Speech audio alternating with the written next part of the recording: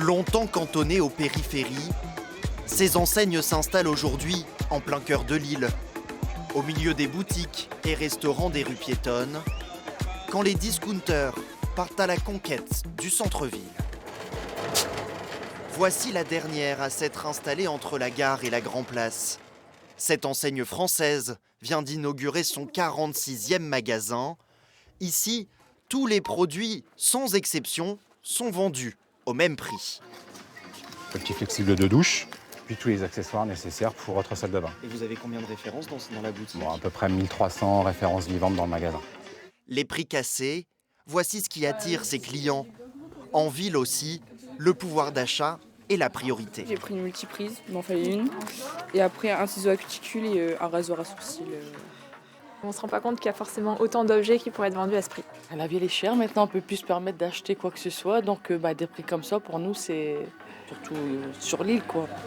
Le groupe n'a pas souhaité communiquer le loyer payé pour cette surface de 180 mètres carrés. 3 personnes ont été embauchées. Avec un panier moyen de 6 € par client, l'enseigne assure s'y retrouver. C'est vraiment aller chercher le bon local, le bon emplacement, au bon loyer. Voilà, c'est du bon sens. Donc vendre des produits à 2 €, c'est rentable. Vendre des produits à 2 €, on a la chance aujourd'hui effectivement de pouvoir continuer à développer l'enseigne. Implantés en périphérie et dans les zones commerciales, des discounters font aujourd'hui le pari du centre-ville. Au moins 6 enseignes se sont installées à Lille depuis cet été. Une arrivée massive qui interroge. C'est plus sympa quand le centre est un peu plus de charme, des boutiques un petit peu plus spécifiques, avec des produits un peu plus de qualité. C'est un peu dommage de retrouver ce qu'on retrouve déjà à 10 minutes à pied dans le centre-ville de Lille. Moi, je suis une ancienne restauratrice et je peux vous dire que les loyers sont trop élevés. Je suis partie de Lille parce que j'avais un loyer élevé. Car seuls les grands groupes peuvent aujourd'hui s'offrir ces emplacements de choix dans des locaux commerciaux jusqu'alors vides. Ce sont des cellules de grande taille qui sont peu adaptées finalement aux commerçants indépendants. Et puis surtout des cellules avec des loyers qui sont quand même assez importants et qui vont de pair avec les chiffres d'affaires et la fréquentation que génèrent ces boutiques. Cette enseigne danoise en est l'exemple.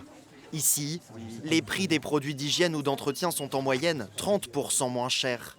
Chaque jour, plusieurs centaines de clients passent à la caisse dans les 2 boutiques du centre de Lille inaugurées coup sur coup.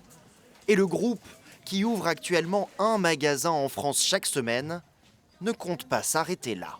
Normal a envie de s'implanter partout en France. Et dans des villes comme Lille, on peut estimer qu'on peut avoir 15 ou 20 magasins. Aujourd'hui, on est sur 5-6 magasins proches de Lille, une dizaine dans l'agglomération lilloise. Et il reste bien plus de place pour nous que ce qu'on occupe actuellement. Le discounter se défend de prendre la place des commerçants indépendants. Les premiers concernés, eux, voient rouge.